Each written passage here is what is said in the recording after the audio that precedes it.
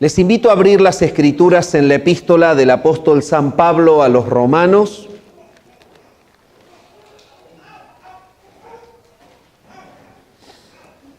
Epístola del apóstol San Pablo a los Romanos, el capítulo 1.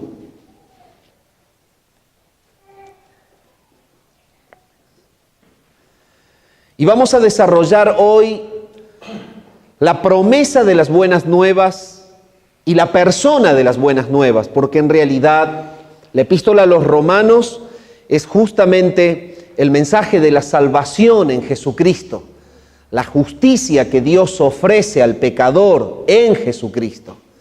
Este es el punto que Pablo toca en la epístola a los Romanos, y él le llama el Evangelio, él le llama las buenas nuevas. Y habíamos estado viendo que esta manera de ser llamado este mensaje tiene que ver con una cuestión cultural de ellos. Él está enviando esta epístola a Roma. Roma tiene una forma, tiene una costumbre que es justamente el hecho de que una persona del palacio del emperador siempre anunciaba las buenas nuevas, el Evangelio. Y cada mañana él daba estas buenas nuevas, era el mensaje importante de todo lo que ocurría a nivel gubernamental en el Palacio Imperial. Entonces, Pablo está refiriéndose a una sociedad que está totalmente acostumbrada a que se le mencione que van a ser anunciadas buenas nuevas. Sin embargo, Pablo está mostrando claramente en esta iniciación, en esta salutación en la epístola, él está mostrando claramente que las buenas nuevas que él tiene no tienen nada que ver con las buenas nuevas de un palacio imperial, sino que es la comunicación de un mensaje poderoso que viene del cielo. Entonces, él dice, Pablo, siervo de Jesucristo, llamado a ser apóstol, apartado para el Evangelio de Dios.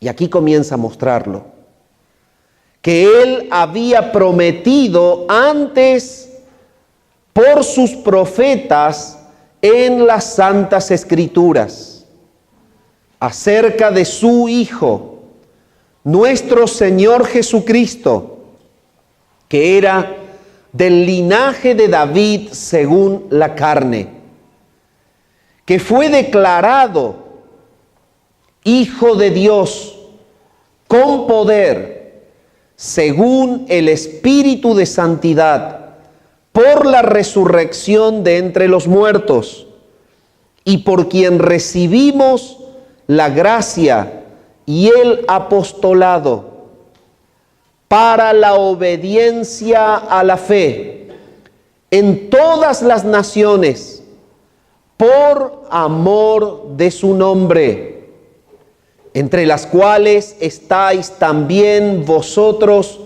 llamados a ser de Jesucristo, a todos los que estáis en Roma, amados de Dios, llamados a ser santos. Gracia y paz a vosotros, de Dios nuestro Padre y del Señor Jesucristo. Bueno, estábamos viendo justamente que Romanos, esta epístola tiene un tema central, un núcleo central, y es la justificación del pecador por la fe en Jesucristo. Estábamos viendo también justamente que Pablo está mostrándole al receptor de la epístola que él no es el protagonista de este mensaje, que tiene un perfil verdaderamente humilde, el corazón de un siervo entregado, que ha sido llamado a ser apóstol. Entonces, estábamos viendo que Pablo lo que hace en los primeros versículos es presentar la autoridad que respalda el mensaje que él va a entregar.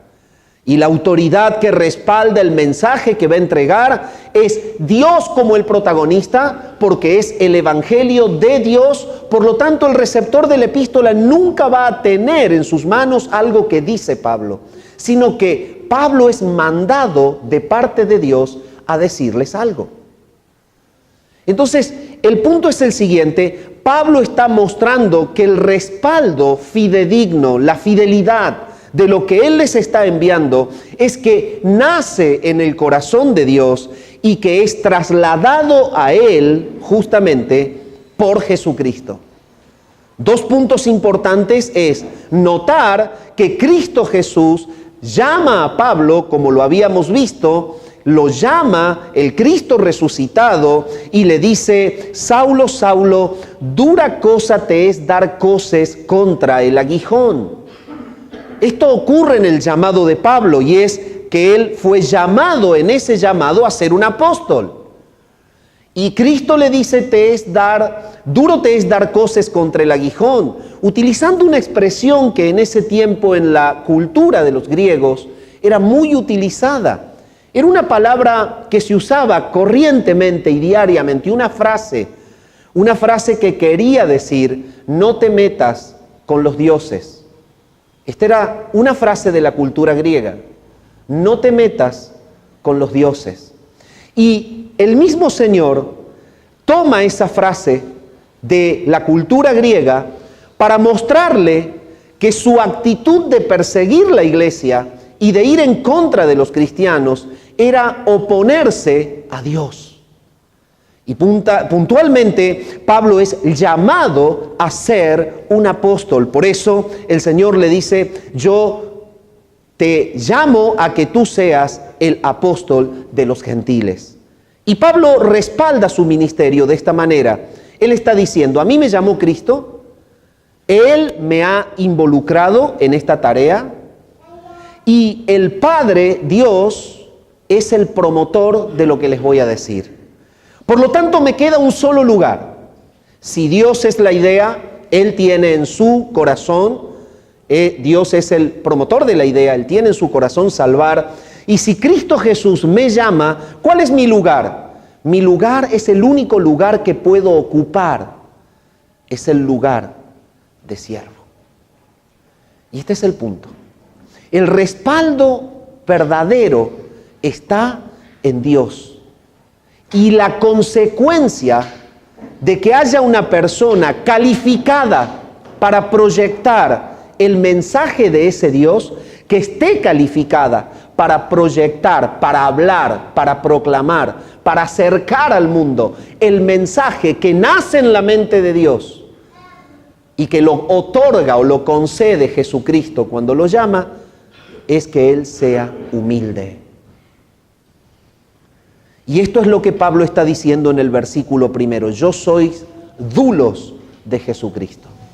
Una expresión que está diciendo claramente que Él no tiene protagonismo, que está diciendo claramente que Él no es nadie, que está diciendo que Él no tiene derechos de ningún tipo, que está diciendo que es tan tremendo el impacto de este llamado a servirle como apóstol, que verdaderamente ha conseguido de Él una renuncia total y absoluta para dedicarse por completo en toda su vida a proclamar esta buena nueva. Entonces, el resumen del versículo primero: Dios es la autoridad, el evangelio es de Él, lo dice, evangelio de Dios. En segundo lugar, es involucrado en el evangelio aquel a quien Cristo se lo concede, el Señor lo llama. En tercer lugar, el resultado de una persona que está conectada con Dios y llamada a predicar el evangelio es que tiene un espíritu humilde de siervo y jamás se cree protagonista de él. La iglesia bíblica predica así. Ese es el corazón de la iglesia bíblica. Entonces Pablo dice: soy siervo. Nada más que siervo. Cuando ustedes toman la epístola a los corintios tenían un problema entre ellos. El problema que tenían entre ellos es que justamente estaban observándose entre ellos y pretendían ser uno más grande que el otro. Entonces habían armado grupos en la iglesia. Y tú tomas Corintios 1, 1 Corintios 3, y ahí está todo el desarrollo de esto. Y cuando Pablo tiene que mediar en esta situación tan difícil, tan dura en medio de la iglesia allí, él le dice, ¿qué pues es Pablo? ¿Qué es Apolos? Servidores por medio de los cuales habéis creído. Entonces, el punto es el siguiente: Pablo tiene un corazón de siervo. Pablo enseña a los creyentes a ser humildes, porque en realidad el mensaje que proyectamos no es un mensaje que haya nacido en nuestra idea, no es un mensaje que haya nacido en nuestras intenciones, sino que es un mensaje que comunica gracia, o sea que todo el que está conectado con el Evangelio no puede sentir otra cosa más, si verdaderamente lo está llevando el Señor a predicar, que humillación, postración y total entrega a hablar de Jesucristo a un mundo que se pierde. Entonces, cuando entramos en el versículo 2, dice, este evangelio que es de Dios tiene dos pilares fundamentales. La manifestación que el mensaje que él proyecta es el mensaje de Dios, es que justamente esta buena nueva es la promesa que Dios viene haciendo. Primer pilar fundamental. No es algo que a mí se me ocurra, no es un mensaje nuevo, no nace en este tiempo. Yo les estoy hablando de algo que Dios viene diciéndoles en todo el Antiguo Testamento. Entonces, la promesa respalda a esas buenas nuevas. Las buenas nuevas son la comunicación del cumplimiento de esa promesa. Ese es el punto. Y tú tomas el libro de los Hechos y analizas las predicaciones apostólicas y te vas a dar cuenta que todos los que predicaron en ese tiempo lo que hicieron es recorrer la promesa cumplida en Jesucristo. Porque el recorrer la promesa cumplida en Cristo es mostrar que ese es el mensaje que Dios viene persiguiendo desde que Adán y Eva pecó en el huerto del Edén. Mostrar que por gracia, amor y misericordia, Dios se hace cargo y supera y soluciona el pecado que el hombre no puede solucionar. Y este mensaje es el mensaje que arranca en el Edén, en aquella expresión que surge cuando recibe la serpiente la maldición por parte de Dios en Génesis capítulo 3 y versículo 15. Claramente, Dios le dice a la serpiente que ella se va a arrastrar y que va a comer polvo todos los días de su vida. Pero Dios le dice y le anticipa que de la simiente de la mujer golpeará en su cabeza y que la simiente de ella y todos los impíos e incrédulos constantemente durante toda la historia atacarán a la simiente de la mujer, que es el pueblo de Dios. Y atacará a Cristo y tratará de que Cristo no cumpla su obra de redención. Y en esta anticipación, en esta promesa hecha en Génesis 3:15, es donde se construye toda una historia del Antiguo Testamento, que es a lo que hace alusión Pablo cuando está diciendo, él había prometido antes por sus profetas en las Santas Escrituras. Esa promesa surge en Génesis 3 y se respalda posteriormente en el recorrido de todo el Antiguo Testamento. Esta promesa de que de la simiente de la mujer será herida en la cabeza la serpiente, recorre el Antiguo Testamento y Dios la respalda siendo fiel. La promesa es esta: habrá un ser que nacerá de un pueblo, el pueblo de Dios, el cual se hará cargo, cargará sobre sí el pecado que ustedes no pueden pagar.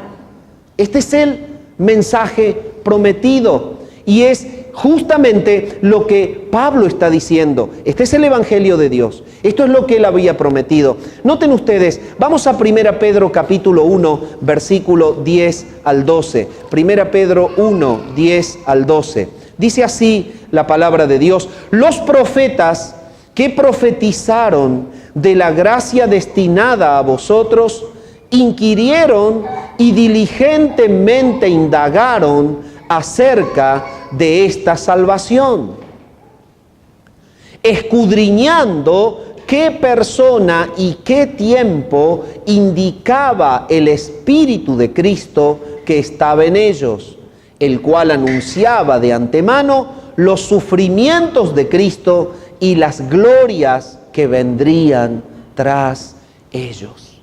Este es el mensaje prometido, el mensaje que predican los profetas que actúan en el tiempo preexílico, durante el exilio y posterior al exilio, es de que Dios se reserva en fidelidad a la promesa hecha en Génesis 3, allá en el inicio, la llegada de un verdadero siervo de Dios, siervo de Jehová, que podría en sí cumplir con la exigencia de la santidad, de la impecabilidad, para poder pagar los pecados de los que han de creer en Él en la cruz.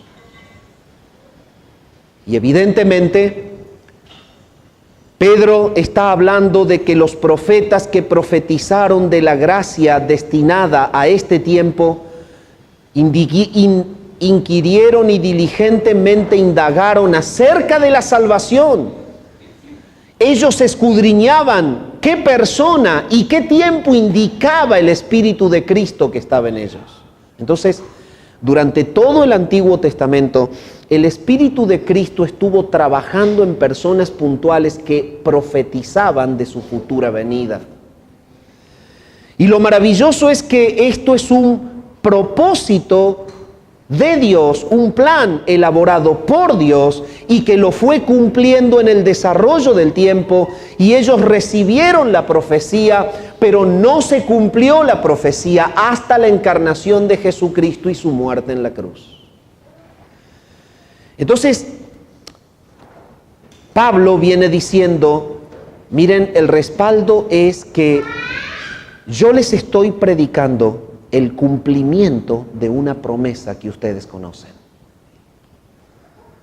En Hebreos capítulo 1 y versículo 1, la palabra de Dios dice así claramente: Dios, habiendo hablado muchas veces y de muchas maneras en otro tiempo a los padres por los profetas, en estos postreros días nos ha hablado por el Hijo.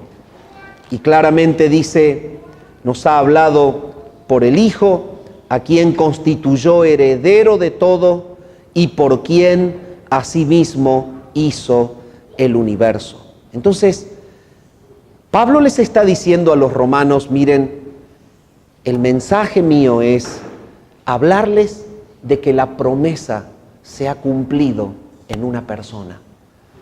Ha surgido de esta simiente el que golpeó a Satanás en la cabeza, hirió a la serpiente, conquistó la muerte, derrotó a la muerte. Ya esa persona está. Por eso él predica respaldado por Dios. No es su mensaje, es el de Dios. Entonces, la palabra nos muestra claramente que es el mensaje hablado en las Santas Escrituras por los profetas. Noten ustedes que los profetas hablaron de un nuevo pacto. Vamos a Jeremías 31, 31 al 34. Noten ustedes lo que viene diciendo la antigüedad por boca de los profetas. Jeremías 31, 31 al 34.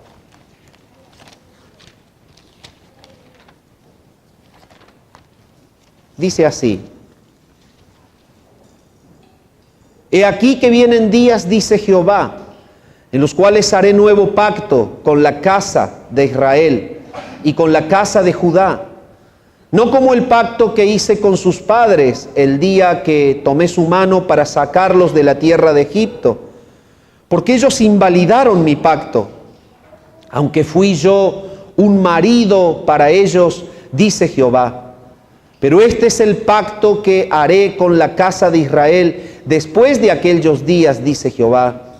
Daré mi ley en su mente y la escribiré en su corazón, y yo seré a ellos por Dios y ellos me serán por pueblo. Dios hace un pacto, ellos son infieles. Dios prometió que ha de levantar de la simiente de la mujer un Salvador y hace pacto con ellos. Pero Israel vuelve a caer en la infidelidad, sirviendo a otros dioses y adorando a otros dioses. Y Él les dice allí, yo haré un nuevo pacto con ustedes. Este nuevo pacto es el nuevo pacto en la sangre de Cristo. Lo está profetizando 7 siglos antes de que el Señor nazca. Es el propósito de Dios. Hay una promesa, esa promesa se tiene que cumplir. Y durante todo el Antiguo Testamento siguió siendo anunciada y muchos de ellos murieron esperando ese Mesías, esperando ese Salvador, esperando ese personaje poderoso de parte de Dios que podía con su muerte derrotar el poder de Satanás, que podía con su muerte llevar sobre sí el pecado que nadie podía pagar. Hay un nuevo pacto. Entonces, en este nuevo pacto hay marcas. Dios va a escribir sus leyes en los corazones de los que creen. Está hablando de que el nuevo pacto va a contener o va a tener una manera profunda en donde Dios va a tratar con la persona. ¿Por qué? Porque Dios se iba a hacer presente, iba a nacer una persona, Dios hecho carne. Iba a dar su vida, iba a mostrar que vencía la muerte, resucitando de entre los muertos. Pero todo aquel que cree en Él ahora es habitado por Dios. Sabemos que el Espíritu Santo habita en todo el que cree en Cristo. Entonces, Dios está mostrando por boca de los profetas que en aquel tiempo futuro, faltaba mucho tiempo, pero estaba en el corazón de Dios y así se iba a cumplir. Dios iba a mostrar la promesa cumplida, se iba a encarnar en la persona del Hijo, iba a dar su vida y las personas que creyeran en ese ser serían habitados por el Espíritu Santo y iba a escribir la ley de Dios en sus mentes y en sus corazones. O dicho de otra forma, el que creyera en Cristo iba a ser justamente santificado en su vida práctica, guiado a vivir libre de la práctica del pecado. Este es lo que le está diciendo el profeta en la antigüedad. Está diciendo, yo voy a escribir mi ley en sus mentes y en sus corazones. No será más un trato frío en donde deberán cumplirla, sino que tendrán la presencia de Dios que los llevará a vivir santamente. El propósito de Dios fue siempre salvar al pecador. Pablo les está diciendo, mi buena nueva es la que Dios está entregándome, y es que se ha cumplido lo prometido en una persona que es el Hijo de Dios. Por eso Pablo habla de Cristo en toda su carta y de la justificación por la fe en Él. Esa es la persona que cumple la promesa. Esa es la simiente prometida que derrota a Satanás en la cruz. Si tú tomas Hebreos capítulo 8, versículos 6 al 13, vuelve la palabra a mostrarnos lo mismo. Allí el profeta nos mostraba claramente cómo Dios anuncia este nuevo pacto. Pero si tú tomas en Hebreos 8, 6 al 13, la palabra dice lo siguiente. Dice, pero ahora tanto mejor ministerio es el suyo, por cuanto es mediador de un nuevo pacto o de un mejor pacto, establecido sobre mejores promesas. Porque si aquel primero hubiera sido sin defecto, ciertamente no se hubiera procurado lugar para el segundo. Y el profeta decía, ustedes invalidaron mi pacto. Israel falló a Dios, aunque yo fui para ustedes como un esposo. Israel no supo conservarse en la obediencia y en la santidad. Pero hay un ser prometido, que esa simiente que nacerá de la mujer, que podrá satisfacer la exigencia de Dios, que llevará una vida perfecta, que no fallará en su fidelidad, que tendrá el poder realmente para llevar sobre sí los pecados de los hombres sobre sus espaldas y pagarlos en la cruz.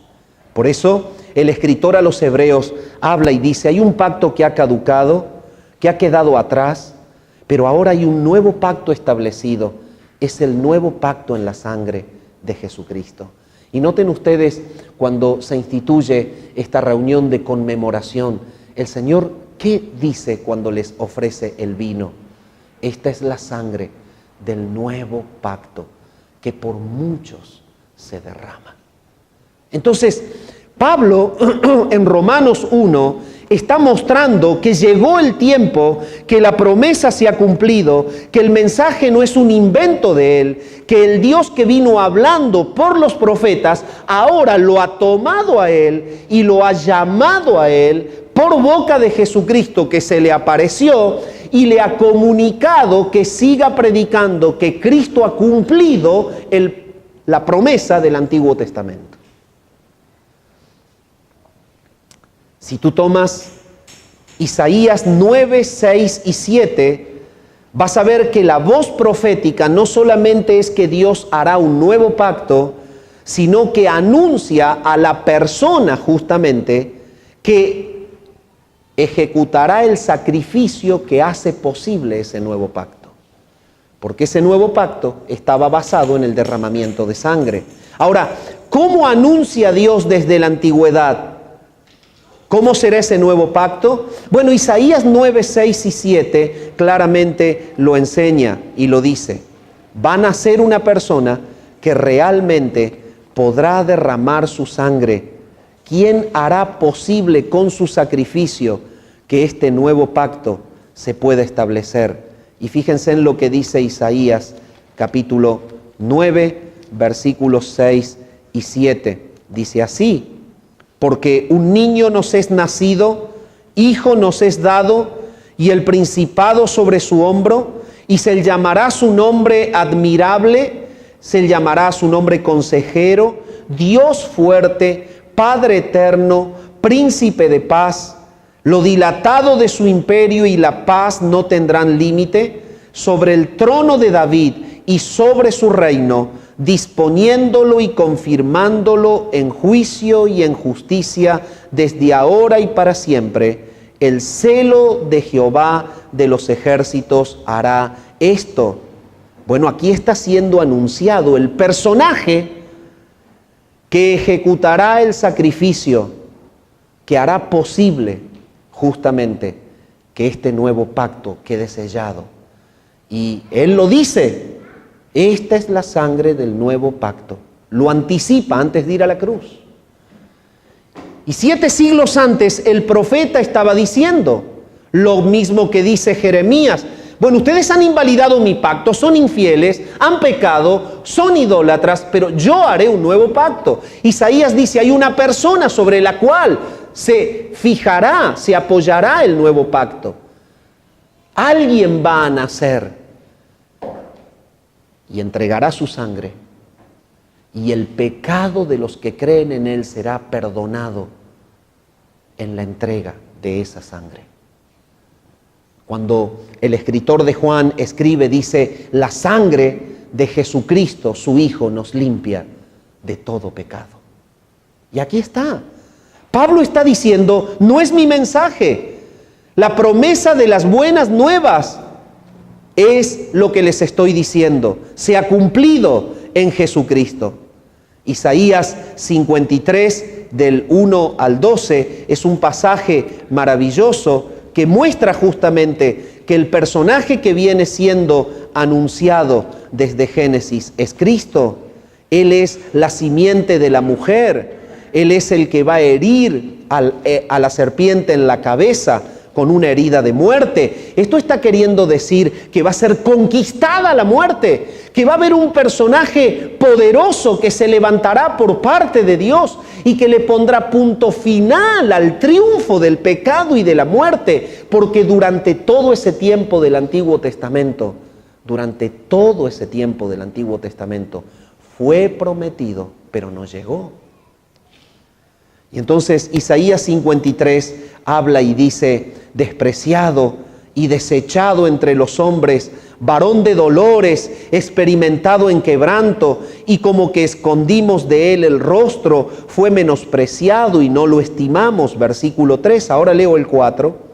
Ciertamente llevó él nuestras enfermedades y sufrió nuestros dolores, y nosotros le tuvimos por azotado, por herido de Dios y abatido. Mas el herido fue por nuestras rebeliones, molido por nuestros pecados. El castigo de nuestra paz fue sobre él, y por su llaga fuimos nosotros curados. Isaías le está diciendo esto a un pueblo rebelde, idólatra, que va a ser exiliado, que va a pasar por el juicio de Dios. Pero la voz profética es una voz de esperanza, ¿saben?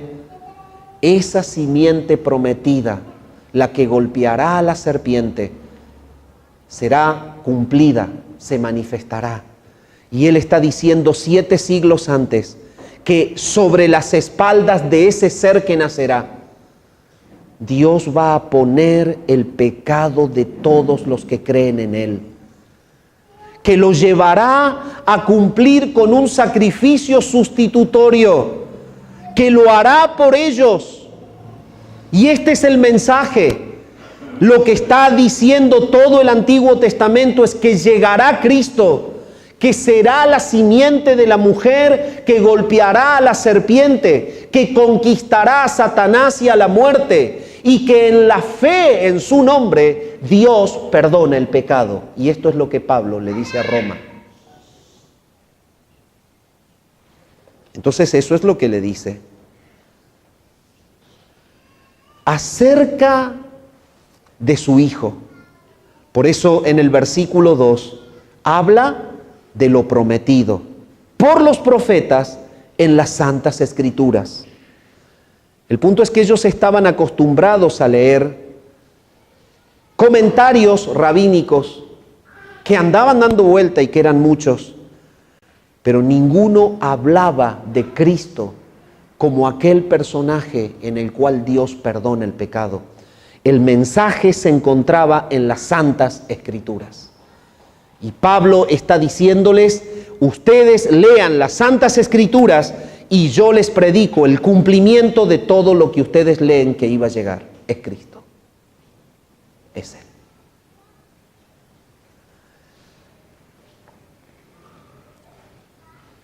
Entonces el versículo 3 ya deja de estar enfocado justamente, y no voy a leer todo lo que habla de profetas y de las Santas Escrituras por amor al tiempo, pero habla justamente de la persona que es central en estas buenas nuevas.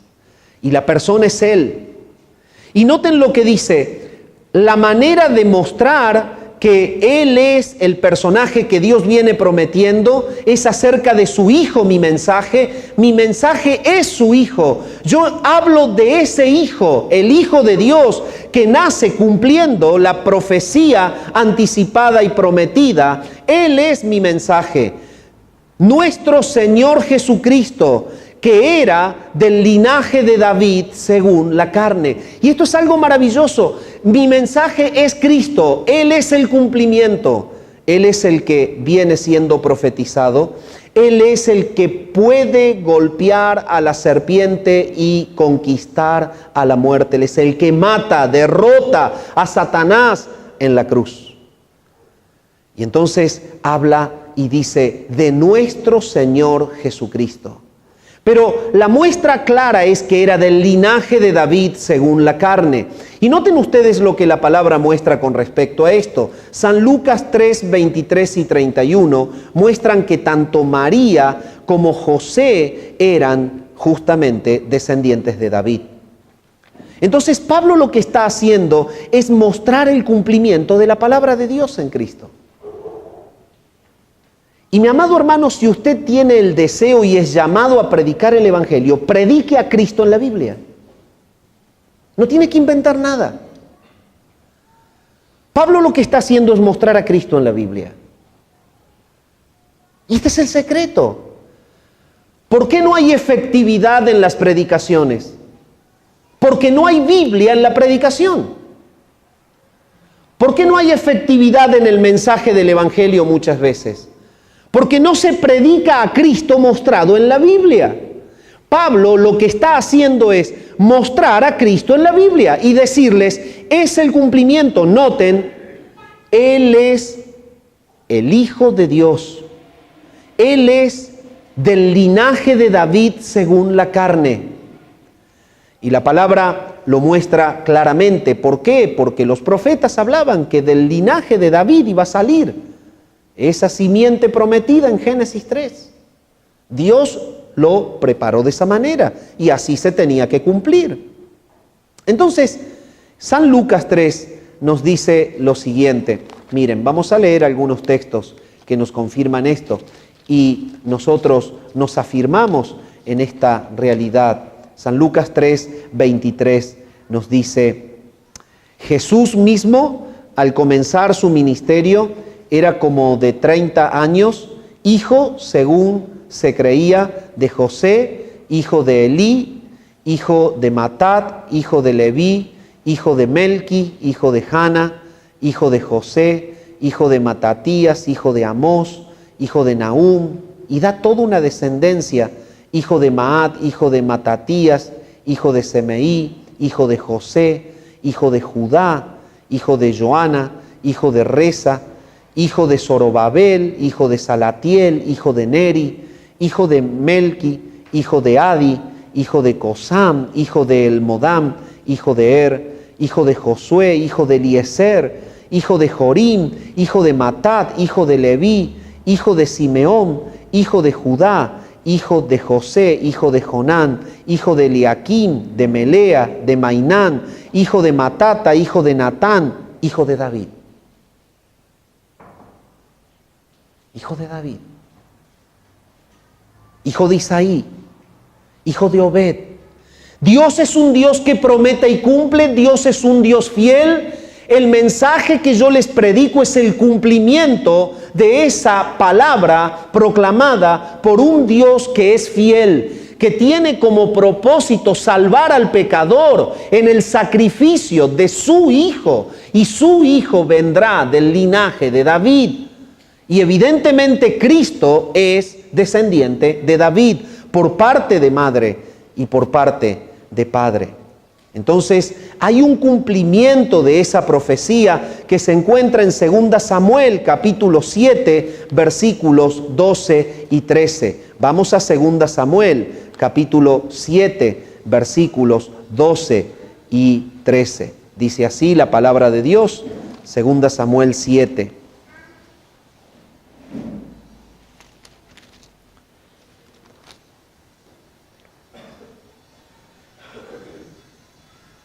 Y cuando tus días sean cumplidos y duermas con tus padres, yo levantaré de ti a uno de tu linaje, el cual procederá de tus entrañas, y afirmaré su reino. Y aquí se está profetizando de Cristo, un descendiente de David, del linaje de David. Ese es el cumplimiento, es la persona que ha sido anticipada en el Edén allí, en medio de toda una proclamación de maldición, una luz de esperanza. Será levantado uno que le quitará verdaderamente el reinado de la muerte a Satanás. Y ese es el mensaje de la buena nueva que Pablo pregona, que en Cristo se ha cumplido todo lo que viene siendo profetizado. Está mostrando que es del linaje de David, está mostrando que es un descendiente de David, que cumple con lo profetizado. Y está mostrando que Dios en David anticipó que Cristo será Rey eterno y para siempre. Por eso es que el pueblo de Dios, el pueblo de Israel, fue justamente esta familia que Dios congrega con el propósito de hacer nacer de Él a este personaje poderoso y salvador, el cual conquistaría a Satanás en la cruz. Y Pablo, de una manera fiel, está mostrando que Cristo es el cumplimiento de esa profecía. Por eso dice que Él será del linaje de David según la carne. Vamos al Salmo 89, versículos 3 y 4. Fíjense en lo que dice otro libro con respecto a esto. Salmos 89, 3 y 4. Hice pacto con mi escogido, juré a David mi siervo diciendo, para siempre confirmaré tu descendencia. Y edificaré tu trono por todas las generaciones. La esclavitud en la que fue sometido el hombre en el pecado está totalmente revertida. Dios tiene pensado hacer libre al hombre del pecado, perdonándolo en el sacrificio de Cristo, pero llevándolo a que Cristo reine en su vida para dejar de practicar el pecado. Y esto anticipa su proyecto futuro y definitivo, en donde el reinado será completo y total de la justicia, de la santidad, en donde no habrá más muerte, en donde no habrá más dolor, en donde el pecado dejó de ser definitivamente, y el propósito de Dios es que todo sea cumplido en Cristo. Pablo entonces está llevando a los lectores romanos a entender que esta es la idea de Dios, a entender que Él ha sido llamado por Cristo a transmitir la idea que es el mensaje, y que lo que Él está predicando, que hay salvación, justificación del pecador en Cristo, es el cumplimiento del mensaje profético que se cumple en el nacimiento de Jesús, en la llegada de Él, en su vida, en su muerte y en su resurrección. Y está respaldando el cumplimiento y mostrando que esa es la persona, porque Cristo es hijo de David. Y está mostrando que Él será rey. Así como David lo fue, Él, el rey eterno y definitivo, será el que reinará sobre todo el pueblo que el Padre le ha entregado para que lo compre en la cruz. La palabra entonces dice, este que es hijo de David, este fue declarado hijo de Dios con poder. Bueno, la palabra de Dios nos muestra esto de manera clara. Él fue declarado hijo de Dios. Fue declarado hijo de Dios, dice el versículo 4, con poder, según el Espíritu de santidad, por la resurrección de entre los muertos. Bueno, la palabra declarado aquí es una expresión que marca un límite, hay una demarcación. Si bien Cristo es el Hijo de Dios esencialmente, la palabra de Dios muestra que es declarado con poder Hijo de Dios posterior a la encarnación, posterior a la muerte, posterior a la resurrección, porque ahí evidentemente se muestra el poder de Dios contenido en esa persona que, siendo Dios, se hizo carne, representando a la raza humana en un cuerpo semejante al nuestro, y que estando en el cuerpo derrotó a la muerte. Y esa es la declaración que se hace de que Él es hijo de Dios con poder. Bueno, la palabra muestra entonces que Él fue declarado hijo de Dios con poder. Ustedes toman la Escritura y siempre la palabra ha mostrado que Él es hijo de Dios en esencia. Por ejemplo, ustedes lo pueden ver en el Evangelio de Juan. Acompáñenme al Evangelio de Juan. Evangelio de Juan, capítulo 1, dice así, el versículo 34, dice así la palabra de Dios: yo le vi y he dado testimonio de que este es el Hijo de Dios. Yo le vi y he dado testimonio de que este es el Hijo de Dios. El versículo 49 dice: respondió Natanael y le dijo: Rabí, tú eres el Hijo de Dios, tú eres el Rey de Israel. Le había visto cuando a la distancia no se lo podía ver. Las personas vieron su verdadera esencia divina. Él era Dios, pero la declaración de que Él era Hijo de Dios con poder surgió posterior a su muerte, a su resurrección. El Espíritu de Dios que operó en Él, en todo su ministerio, fue el que operó en la resurrección, lo trajo a la vida, y verdaderamente Dios muestra que Él es la simiente de la mujer que le golpeó en la cabeza a la serpiente, derrotó a Satanás. Entonces, la palabra nos va a llevar, por ejemplo, al 11 de Juan, versículo 27. Juan 11, 27 dice lo siguiente: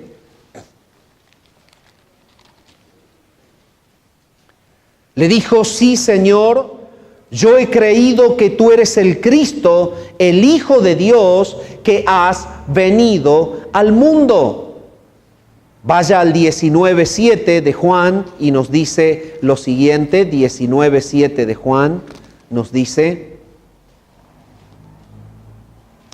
ahora han conocido que todas las cosas que me has dado proceden de ti. El 19:7 estaba en el 17:7, perdón.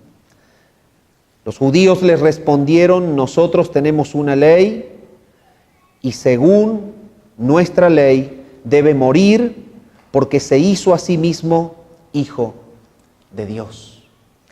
Bueno, la palabra está mostrando que Él es esencialmente Hijo de Dios, pero Pablo está mostrándole a los romanos que Él fue declarado Hijo de Dios con poder según el Espíritu de santidad por la resurrección de entre los muertos. La proclamación de que Él era Hijo de Dios es evidente en la Biblia. Él es el Hijo de la Trinidad, Él es el Hijo de la Deidad. Pero en el plan redentor debía vencer la muerte. Y evidentemente su encarnación cumple, que viene del linaje de David. Su vida impecable y santa muestra que es el personaje prometido, y esto es lo que en realidad debemos notar.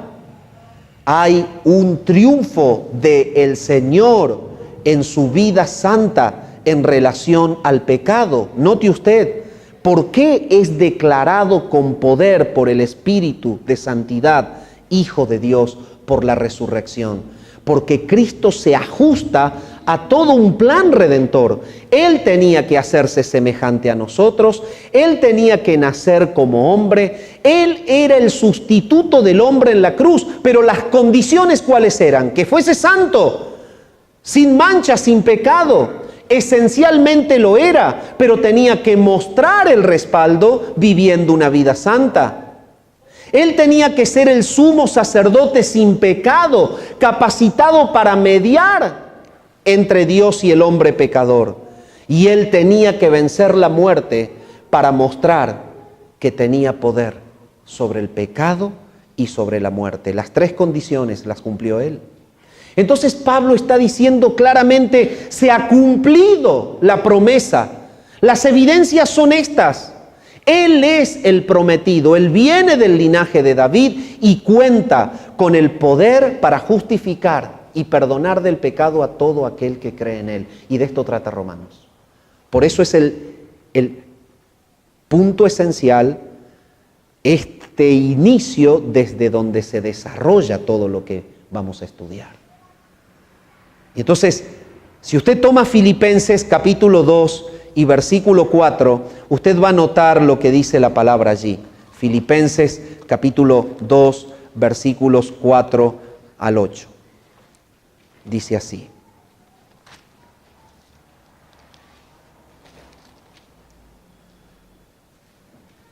no mirando cada uno por lo suyo propio, sino cada cual también por lo de los otros. Haya pues en vosotros este sentir que hubo también en Cristo Jesús, el cual siendo en forma de Dios, no estimó el ser igual a Dios como cosa que aferrarse, sino que se despojó a sí mismo, tomando forma de siervo, hecho semejante a los hombres, y estando en la condición de hombre, se humilló, haciéndose obediente hasta la muerte y muerte de cruz.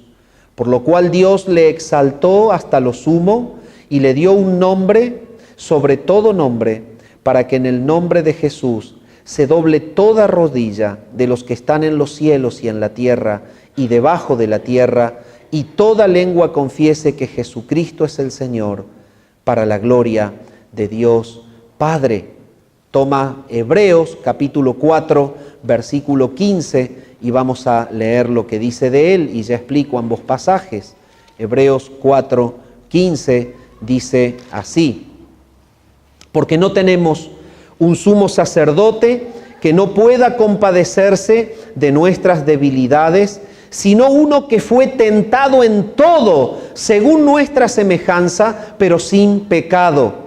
Acerquémonos pues confiadamente al trono de la gracia para alcanzar gracia o misericordia y hallar gracia para el oportuno socorro. Bueno, Pablo está mostrando a los filipenses la manera en que Dios lo declara hijo de Dios con poder por la resurrección de entre los muertos, porque le da un nombre que es sobre todo otro nombre cuando Él lo resucita, para que en el nombre de Jesús se doble toda rodilla y toda lengua confiese que Jesucristo es el Señor, para gloria de Dios Padre. Entonces, Filipenses dice que cuando Cristo resucita de entre los muertos, comienza su era o su etapa de exaltación.